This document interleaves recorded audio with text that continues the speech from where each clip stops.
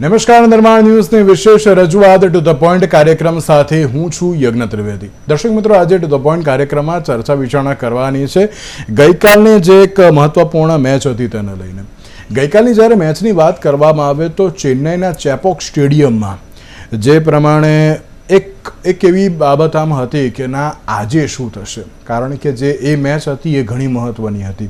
એમાં ગમે તેમ કરીને ઇન્ડિયાએ સારામાં સારો રેકોર્ડથી જીતવાની એક બાબત પણ ક્યાંક જે ચર્ચાતી હતી ને તમામ બાબતોની વચ્ચે ઇન્ડિયાએ ચેપોક સ્ટેડિયમમાં જે ધુઆંધાર બેટિંગ કરી સૌથી પહેલાં તો, અને એવું પહેલીવાર બન્યું છે કે એક જ સ્ટેડિયમમાં 440 રન સાથેની હાઈ સ્કોરિંગ મેચ પણ જોવા મળી. અને તેમાં ભારતની વાત કરવામાં આવે તો ભારતે 20 ઓવરમાં 4 વિકેટ ગુમાવીને 256 રન બનાવ્યા હતા. અને તેમાં પણ જો હું શરૂઆતથી વાત કરું તો સંજુ સેમસને જે 15 બોલમાં 24 રન કર્યા, અભિષેક શર્મા છેલ્લા ઘણા વખતથી એક ચર્ચા જોવા મળતી હતી કે ના અત્યારે તો જે 0ની સાથે તેઓ આઉટ થઈ રહ્યા છે, પરંતુ તેઓ પણ ક્યાંક ગઈકાલે રમ્યા. 55 રન જે તેમણે કર્યા. ઈશાન કિશન 38 રન, સૂર્યકુમાર યાદવ 33 રન અને હાર્દિક પંડ્યા અને તિલક વર્મા, હાર્દિક પંડ્યાએ 50 રન બનાવ્યા અને તિલક વર્માએ 44 રનની જે ઇનિંગ હતી અને 256 રનનો સ્કોર ખડકી દીધો 20 જ ઓવરમાં. અને જ્યારે આ 257નો જે ટાર્ગેટ આવ્યો ને તેની સામે જ્યારે ઝિમ્બાબ્વેની વાત કરવામાં આવે તો ઝિમ્બાબ્વેની પણ અદ્ભુત બેટિંગ ગઈકાલે જોવા મળી. નો ડાઉટ ચેસ કરવું થોડુંક હાર્ડ નહીં પણ ઘણું હાર્ડ હતું, પણ તેમણે જે પ્રમાણે ચેસ કર્યું છે અને તેમાં પણ જે બેનેટ દ્વારા જે 97 રન બનાવવામાં આવ્યા અને બીજી બાજુ સિકંદર રઝા દ્વારા 31 રન, 2 સિવાય કોઈ ન રમ્યું હોય તે પરિસ્થિતિનું નિર્માણ પણ થયું. એટલે સાથે સાથે ક્યાંક એવું પણ જોવા મળ્યું હતું કે ગઈકાલે 80થી 90 રનની વચ્ચે જો ટીમ ઇન્ડિયા અત્યારે તો જીતી જતી હોય તો ક્યાંક અત્યારે પરિસ્થિતિ સારી હોત, પરંતુ એ પ્રમાણે ના જોવા મળ્યું. 73 રનથી અત્યારે જીતી ગયું. પણ હવેની જે મેચ છે એ ઘણી મહત્વની છે અને તે છે ઇન્ડિયા વર્સિસ વેસ્ટ ઇન્ડિઝ. સાથે સાથે જો બીજી બાજુ જોવા જઈએ તો અત્યારે તો ગ્રુપ 2 જે છે અને તેમાં પણ આજે ઇંગ્લેન્ડ વર્સિસ ન્યૂઝીલેન્ડ છે. જો આજે ન્યૂઝીલેન્ડ જીતે તો પાકિસ્તાન બહાર જાય તેવી પણ શક્યતાઓ છે. એટલે કે આજની મેચ મહત્વપૂર્ણ છે, ગઈકાલની મેચ પણ કેવી રીતે, આવનારી મેચના લઈને ઇન્ડિયાએ કેવી રીતે તૈયારી બતાવવી પડશે તે તમામ મુદ્દાઓ પર ચર્ચા વિચારણા શરૂ કરીશું. ચર્ચા વિચારણા કરવા માટે અમારી સાથે સ્ટુડિયોમાં ઉપસ્થિત છે અશોકભાઈ મિસ્ત્રી કે જેઓ સ્પોર્ટ્સ એક્સપર્ટ છે. જી અશોકભાઈ, સૌથી પહેલાં તો આપનું સ્વાગત છે. Thank you so much. Ashokbhai, ગઈકાલની આ મેચ જોવા જઈએ ને તો ઘણી અદ્ભુત હતી, હાઈ સ્કોરિંગ મેચ હતી. એમ કહેવાય ને કે કોઈને પેલું શું કહેવાય, શું ખવડાવીને કે પીવડાવીને મોકલી દીધા હતા. અને જે પ્રમાણે ધુઆંધાર બેટિંગ જે જોવા મળી છે, અભિષેક શર્મા હોય, ઈશાન કિશન હોય, હાર્દિક પંડ્યા હોય કે પછી સૂર્યકુમાર યાદવ પણ કેમ ના હોય, અને સંજુ સેમસન જે ઘણા વખત પછી જે આવ્યા હતા અને તેમના દ્વારા પણ જે સારામાં સારી બેટિંગ જોવા મળી. ગઈકાલે એમ કહેવાય ને કે જીતના ઈરાદા સાથે ઉતરેલી ભારતીય ટીમે જે પ્રમાણે જે સ્કોર ખડકી દીધો અત્યારે તો જે સ્કોર ટેબલ ઉપર કઈ રીતે જોઈ રહ્યા છો ગઈકાલની જે ધુઆંધાર બેટિંગને? સૌથી પહેલાં તો આપ એક ઉલ્લેખ બીજો પણ કરી દઉં. નરેન્દ્ર મોદી સ્ટેડિયમ પર પણ ગઈકાલે એવી જ એક મેચ રમાઈ, હા, જેમાં ચોગ્ગા છગ્ગાની રમઝટ બોલી છે. વેસ્ટ ઇન્ડિઝ ભલે હારી ગયું છતાં પણ જે રીતે એ લોકો રમ્યા છે, લોકોના દિલ જીતી લીધા છે. અને ત્યાર પછી જે રીતે 16.1 ઓવર સમથિંગમાં સાઉથ આફ્રિકાએ ચેઝ કરી નાખ્યું. ટૂંકમાં ગઈકાલે આ મેદાન ઉપર પણ ચોગ્ગાના છગ્ગાઓની રમઝટ, 21 છગ્ગા વાગ્યા છે અને લગભગ 41 ચોગ્ગા વાગ્યા, તો એ પણ કાલે જબરજસ્ત થઈ હતી. હવે આપણે આવીએ ચેન્નઈની જે ભારત અને ઝિમ્બાબ્વે વચ્ચેની મેચ. આપણે બધા જાણીએ છીએ કે ભારતની પરિસ્થિતિ આ મેચ શરૂ થઈ પહેલાં એટલી બધી સારી નહોતી કે જેટલી સારી મેચ પત્યા પછી આપણને લાગી રહી છે. જે રીતે સાઉથ આફ્રિકા સામે ભારત હાર્યું ત્યાર પછીની સ્થિતિઓ છે એ ભારત માટે કોઈ પણ સંજોગોમાં અનુકૂળ નહોતી. હવે ભારત પાસે સેમિફાઇનલમાં પહોંચવાના રસ્તા કયા? તો સૌથી મહત્ત્વની વાત છે કે ભાઈ સેમિફાઇનલમાં પહોંચવા માટે ઝિમ્બાબ્વેને હરાવવું પડે અને વેસ્ટ ઇન્ડિઝને હરાવવું પડે, જેની મેચ આવવાની બાકી છે. એટલે સૌથી પહેલું ટાર્ગેટ હતું ઝિમ્બાબ્વે. હવે ઝિમ્બાબ્વેની આ ટીમ સામે ભારત ઘણા બધા વર્ષોથી ક્રિકેટ રમ્યું નહોતું. એના બેટર્સ, એના બોલર્સ, ઓલવેઝ ડાયલેમાં હતો કે કઈ રીતના રમતા હશે, શું કરશે, કેવી બોલિંગ હશે. તો એટલું હતું. અને બીજું કે ઘણી બધી ભારતની બેટિંગ ઉપર ઘણા બધા માટલા ધોવાયા હતા. એટલે લોકોને એમ લાગ્યું કે જો કદાચ ઝિમ્બાબ્વે સામે ભારત નહીં જીતી શકે તો, અથવા તો બહુ જ સામાન્ય માર્જિનથી જીતશે તો ઘણી તકલીફો ઊભી થાય હતી. પણ જે રીતે ભારતીય ટીમે ફિનિક્સ પંખીની માફક બેઠા થઈને જે રીતે બેટિંગ કરી છે અને જે રીતે T20 વર્લ્ડ કપમાં સૌથી વધારે સ્કોર એ ભારત તરફથી મૂકી દીધો છે, I think that was amazing. અને એમેઝિંગ એટલા માટે કહું છું કે શરૂઆતના દરેક બેટર્સ બહુ સરસ રમ્યા. એ ચાહે અભિષેક હો, Suryakumar Yadav played very well. અને ત્યાર પછી હાર્દિક અને જે રીતે તિલક વર્મા, કારણ કે તિલક વર્મા ઉપર પણ તલવાર તો લટકતી હતી કે ભાઈ તિલક વર્માને ટીમમાં રાખો કે કેમ. અભિષેક શર્મા આટલું બધું ઝીરોમાં જતો હતો એટલે એના ઉપર પણ ઘણી બધી ચર્ચાઓ થઈ હતી, ઘણી બધી કોમેન્ટ્સ થઈ હતી. તો હું માનું છું કે તમામ બેટર્સને ગઈકાલે ઝિમ્બાબ્વેએ જીવતદાન આપી દીધું અને ક્યાંક ફરીથી બેઠા કરી દીધા મહત્ત્વની મેચોમાં પરફોર્મન્સ કરવા માટે, આમ કહી શકાય. તમે કીધું એ સાચું છે, 72 મીન્સ કે બહુ મોટા માર્જિનથી જીતવું તો મોટા માર્જિનથી પણ જીત્યા. આપણા બોલર્સ બહુ સરસ રીતે પ્રદર્શન કર્યું, એમણે એમને જલ્દી આઉટ કર્યા. બેટિંગ જોરદાર થઈ, શાનદાર થઈ અને ક્યાંક ને ક્યાંક એમ કહેવાય કે ફરી એકવાર આશા જાગી છે કે ભારત હવે ફાઇનલ રમવા માટે તૈયાર. હજુ તો છે સેમિફાઇનલ, આઈ નો દેટ, પણ ફાઇનલ રમવા માટે જે લોકો આતુર છે કે ભાઈ ભારત ફાઇનલ રમે અને મેચ અમદાવાદ આવે, એ પરિસ્થિતિનું નિર્માણ ક્યાંક થઈ રહ્યું હોય એવું જણાય છે. હજુ તો it's a long way to go, પણ તે છતાંય અપેક્ષાઓ સાથે આપણે પણ જોડાવવું જોઈએ. પણ એક ક્રિકેટની ભાષામાં જો વાત કરીએ તો it's a long way to go, કારણ કે જે પરિસ્થિતિ અત્યારે નિર્માણ થઈ છે એ ભારત માટે 100% સેમિફાઇનલમાં લઈ જનાર પરિસ્થિતિ નથી. એમણે એક એવી ટીમ સામે લડવાનું છે કે જે ટીમ સામે ઘણા બધા વખતથી આપણે લડ્યા નથી. આ એ ટીમ છે વેસ્ટ ઇન્ડિઝની કે જે ટીમે 254 કેવો સ્કોર થોડાક વખત પહેલાં જ બનાવ્યો છે. આપણે જે અત્યારે આપણે બનાવ્યો છે એના કરતાં 2-5 રન ઓછા. એટલે આ એક એવી ટીમ છે કે જેની કલ્પના ના કરી શકાય કે કઈ દિવસે શું કરશે. બિલકુલ એવા આક્રમક બેટર સાથેની ટીમ સામે રમવાનું છે અને જીતવાનું છે. ઇફ યુ આર વિનિંગ તો બહુ વાંધો આવશે નહીં આપણને, આપણે સારી રીતે એને પાર કરી શકીશું. તો બહુ મહત્ત્વની પરિસ્થિતિમાં એ ગઈકાલની મેચ રમાઈ. ખાસ કરીને એ મેચથી જે સારામાં સારી બાબત બની યજ્ઞ એ છે કે ભાઈ કોન્ફિડન્સ લેવલ બેટ્સમેનનું વધી ગયું. અભિષેક ફરીવાર એના ફોર્મમાં આવી ગયો, તિલક વર્મા પ્લેડ વેલ, હાર્દિક પંડ્યાએ સારું પ્રદર્શન કર્યું. તો હું માનું છું કે આ બધી પરિસ્થિતિઓને કારણે આગામી મેચોમાં જે એનો પ્રભાવ છે એ પ્રભાવ પડશે અને વેસ્ટ ઇન્ડિઝ સામે આપણે બહુ સારી રીતે સુખરૂપ જે રીતે આપણે જોઈએ છે એ રીતે આપણે પાર થઈને સેમિફાઇનલમાં પ્રવેશશું. બિલકુલ સાચી વાત છે. સેમિફાઇનલની તમે વાત કરી, પણ તેની સાથે અશોકભાઈ ગ્રુપ 2 ને આપણે ભૂલવું ના જોઈએ. અને આજે એક બહુ મહત્વપૂર્ણ મેચ છે, કારણ કે આજે ક્યાંક ખબર પડશે કે આપણે મેચ ક્યાં રમવાની છે, કોલંબોમાં રમવાની છે કે પછી અહીંયા નરેન્દ્ર મોદી સ્ટેડિયમમાં રમવાની છે, કે એ પણ બાબત અત્યારે તો જે ચર્ચાનો વિષય છે.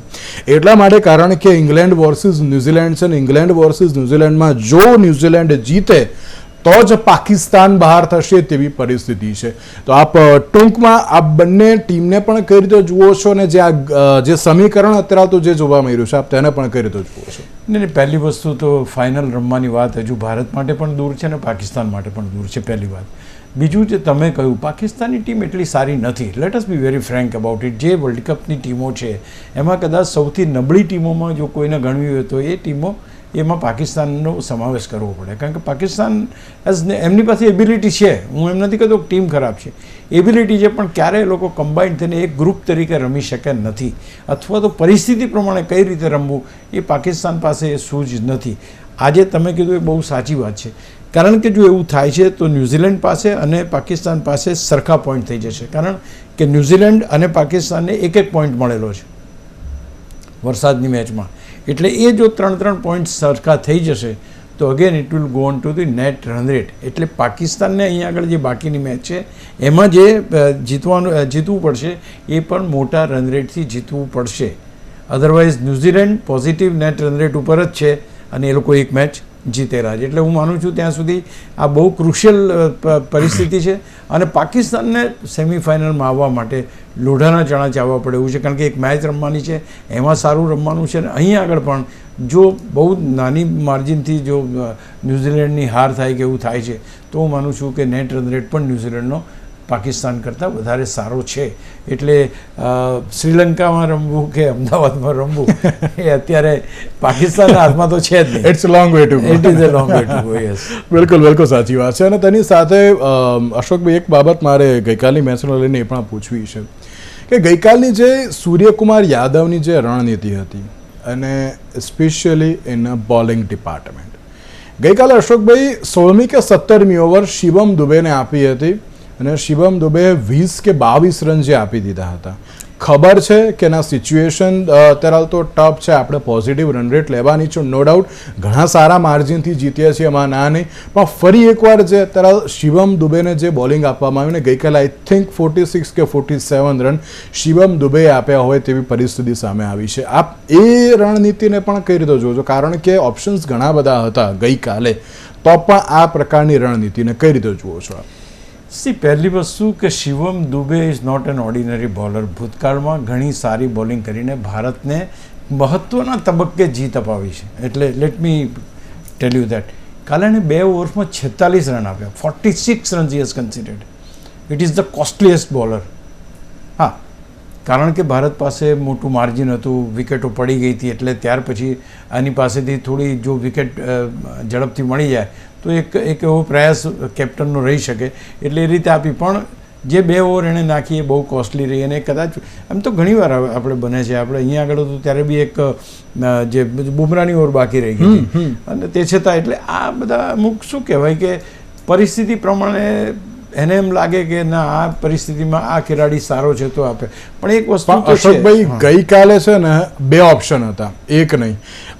આમ જોવા જઈએ ને તો હાર્દિક પંડ્યાની પણ 3 ઓવર હતી અને સાથે સાથે જસપ્રીત બુમરાહની પણ 3 ઓવર થઈ હતી, એટલે ઓપ્શન હતા તમારી જોડે, નતે એવું નહીં. અને જો એ બંને ઓવર ક્યાંક એ બંનેને આપીએ તો હજુ થોડાક વધારે માર્જિન, કારણ કે જે પ્રમાણે ચર્ચા થતી હતી કે ના 80-90 માર્જિનથી અત્યારે જીતવું બહુ જરૂરી છે પોઝિટિવ રન રેટ સાથે આવવા માટે. પણ જો એ કદાચ કર્યું હોય તો એ પણ પરિસ્થિતિ ક્યાંક ચેન્જ થાત ને થોડી ઘણી.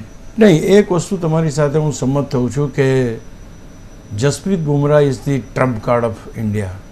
અને એ ટ્રમ્પ કાર્ડને તમે ઓવર્સ બાકી રખાવો છો એ કોઈ રીતે ગળે ના ઉતરે એવું સાયન્સ છે. બિલકુલ. ગમે તેટલો કોઈ સારો ખેલાડી હોય, તમને એમ લાગે કે એ સિનિયર છે, મારે નવા આવેલા યુવા ખેલાડી પાસેથી પરિણામ કઢાવવા છે. ગૌતમ ગંભીરની એ જ છે કે ભાઈ જૂના ખેલાડીઓને સાઇડલાઇન કરો, નવા ખેલાડીઓને પ્રમોટ કરો. એમાં તમે જસપ્રીત બુમરાહને સાઇડલાઇન કરીને તમે તમારી મેચ ઉપર એની સીધી અસર કરાવડો. બિલકુલ.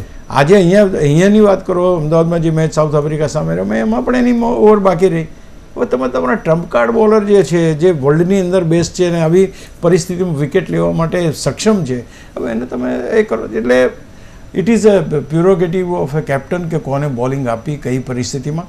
પણ જ્યાં સુધી ક્રિકેટના ચાહકો અથવા તો અમારા જેવા વ્યક્તિ જે વિવેચન કરતા હોય એ લોકો કહી શકે કે ભાઈ તમારો જે સારામાં સારો સ્ટાર બોલર હોય એની તો તમે ઓવર એવા ટાઈમે લઈ જ લો કે જ્યારે એક પાર્ટનરશિપ બનતી હોય અથવા તો એ ટીમની જરૂર હોય, તો બાકીની પાછળની ઓવર કરવી ના કરવી એના ઉપર બહુ મોટી અસર પડશે. એટલે કાલે એણે જે 46 રન આપ્યા પછી હવે મને લાગે છે કે હવે સૂર્યકુમાર યાદવને પણ એ માઇન્ડસેટમાં આવ્યું હશે કે ભાઈ આ ખેલાડીને મેં 2 ઓવર આપી, એના કરતાં જો હાર્દિક પંડ્યાને ઓવર આપી હોત અથવા હાર્દિક પંડ્યા કરતાં જસપ્રીત બુમરાહ તો હું વધારે સારી રીતે. આમ તો જોવા જઈએ તો બંને સારા બોલર છે, એમાં કોઈ શંકા નહીં, કારણ કે 2024માં છેલ્લી ઓવર પણ હાર્દિક પંડ્યાને આપી હતી અને હાર્દિક પંડ્યાએ ક્યાંક મેચ જીતાડી પણ હતી, એ સિચ્યુએશન પણ હતી.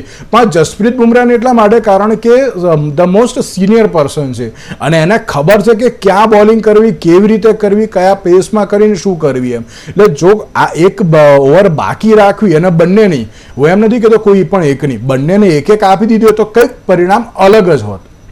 2007માં આપણે વર્લ્ડ ચેમ્પિયન થયા. હા, એમાં છેલ્લી ઓવર કોને આપી હતી? પેલા સિંગ સમથિંગ એમનું નામ અત્યારે થઈ ગયું છે. પણ એણે પોતાની 3 ઓવરમાં ઘણા બધા રન આપ્યા હતા, તે છતાં એને છેલ્લી ઓવર આપવામાં આવી. નહીં, આરપી સિંગ નહીં, I just forward the name. તો એ જે છે હમણાં એક પોલીસમાં એને પ્રમોશન મળ્યું ને એવું બી થયું છે, તો એને ક્યાંક ને ક્યાંક આપવામાં આવી. બધાને આશ્ચર્ય થયું કે આને કેમ આવી, but it is a captain's prerogative કે બોલિંગ એને કોને આપવી. બિલકુલ. એને એમ લાગતું હોય કે મારા માટે આ મને વિકેટ લાવી આપે છે તો એના ખભા ઉપર હાથ રાખી. અને એવું નથી કે આની પહેલાં કોઈ દિવસ શિવમ દુબે આપણને વિજય નથી અપાયો. Yes taken the wickets. એટલે એવું નથી કે એને કેમ આપી કરતાં એ પર્ટિક્યુલર ઓવર એની ધોયા પછી દેર વેર ઓપ્શન્સ. તો હું કદાચ માનું છું કે એ વખતે ઓપ્શન પ્રમાણે જો કામ થયું હોત કદાચ તો વધારે સારી રીતે થયું. પણ એક આપણે જ્યારે પેલું કહે ને કે લાઈફલાઈન જેવું છે, અમુક કોણ બને કે કોણ લાઈફલાઈન રહી જાય ને તમે ઊભા થઈ જાઓ, મતલબ. એટલે આ એક વસ્તુ ખાસ કરીને બહુ મહત્વની કહેવાય. અને હવે આમાં જાણે આટલું એ થયું છે એટલે નેક્સ્ટ ટાઈમ કદાચ એ વસ્તુ. પણ એ એક વસ્તુ તો ચોક્કસ છે કે એને એક ભવિષ્યના પરફેક્ટ ઓલરાઉન્ડર તરીકે ભારત જોઈ રહ્યું છે શિવમ દુબેને.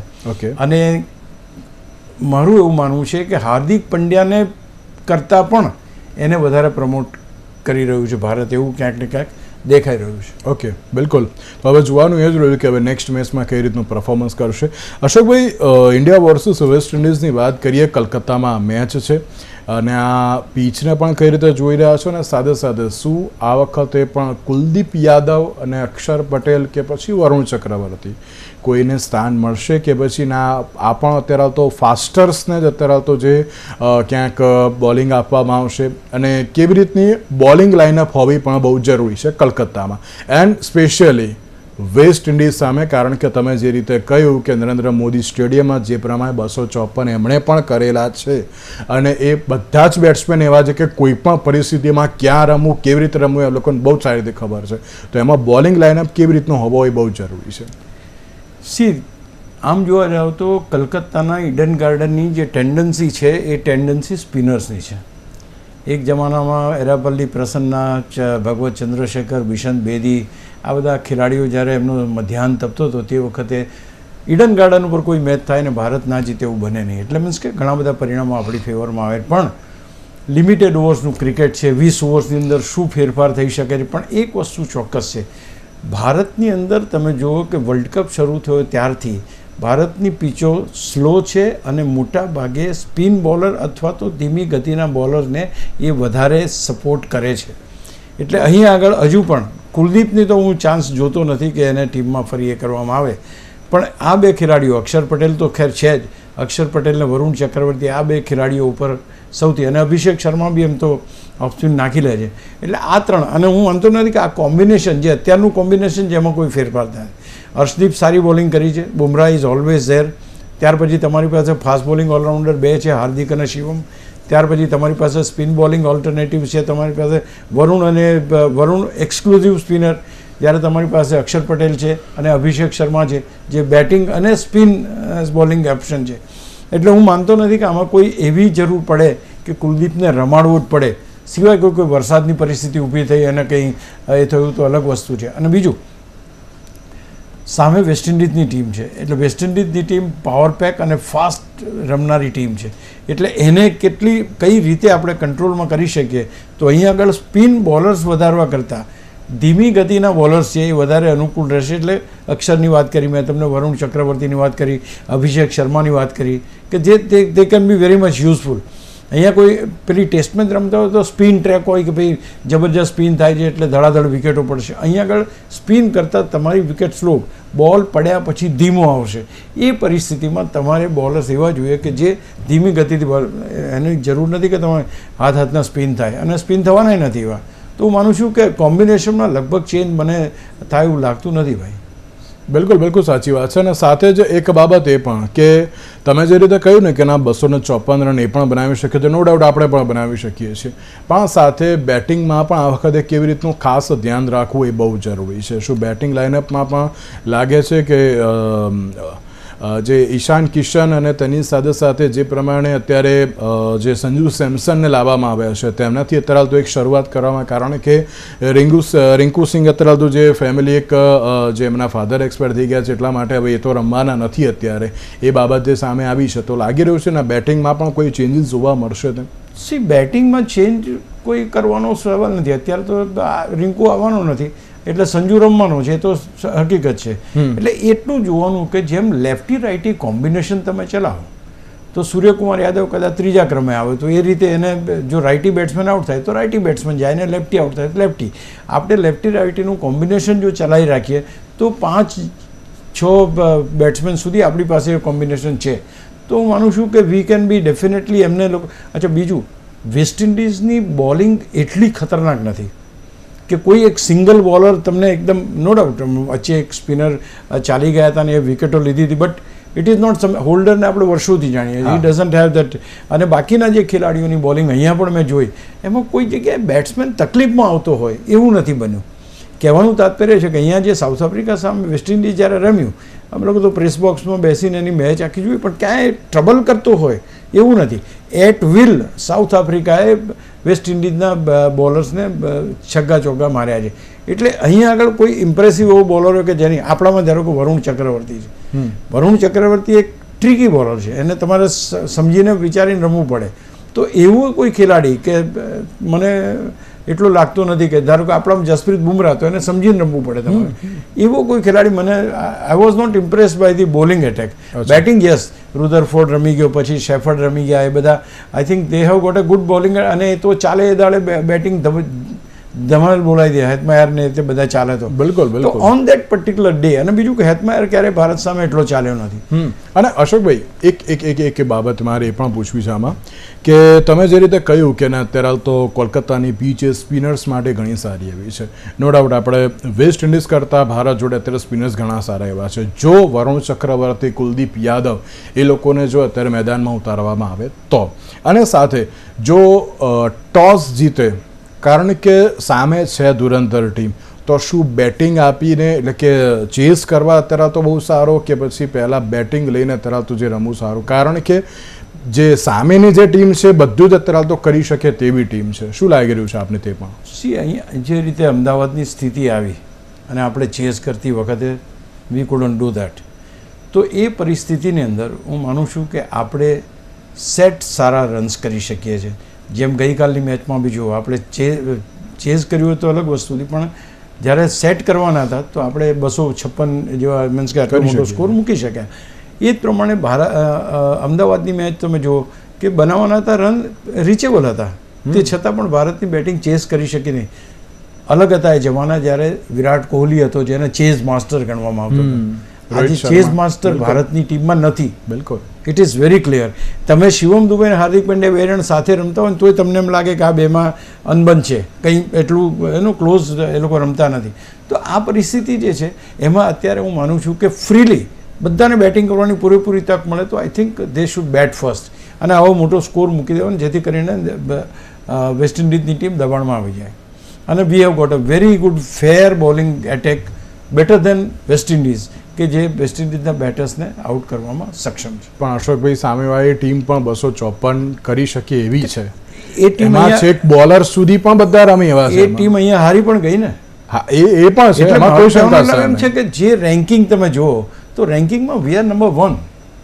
એ તો હકીકત છે. ભલે એકાદ મેચ આપણી સારી ના ગઈ, પણ આપણે જે નંબર 1 છીએ તો છે જ. આપણા અભિષેકના જે રેકોર્ડ છે, કે સંજુના રેકોર્ડ છે, કે તિલકના રેકોર્ડ છે, હજુ ટોપ 5માં તો બે જણા છે જ. એટલે ભારતની પાસે જે છે બોલિંગ ક્ષમતા જુઓ કે આજે તમે 7 જણા સુધી તમારી બેટિંગ જાય છે, 8 સુધી.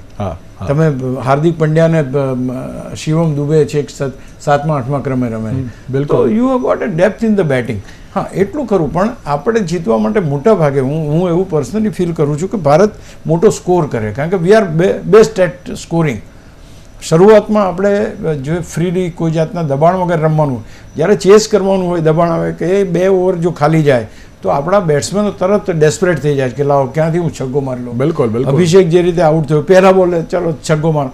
તો આ જે પરિસ્થિતિ છે ત્યારે જ સર્જાય જ્યારે તમારી ઉપર પ્રેશર હોય ચેસ કરવાનું. પણ જો ફ્રીલી તમે એક મોટો સ્કોર મૂકી શકો, I think that is the best. મારી દ્રષ્ટિએ સારું કહી શકાય. બિલકુલ, સાચી વાત છે. અશોકભાઈ, આપનો આભાર અમારી સાથે આ ચર્ચા વિચારણામાં જોડાવા માટે.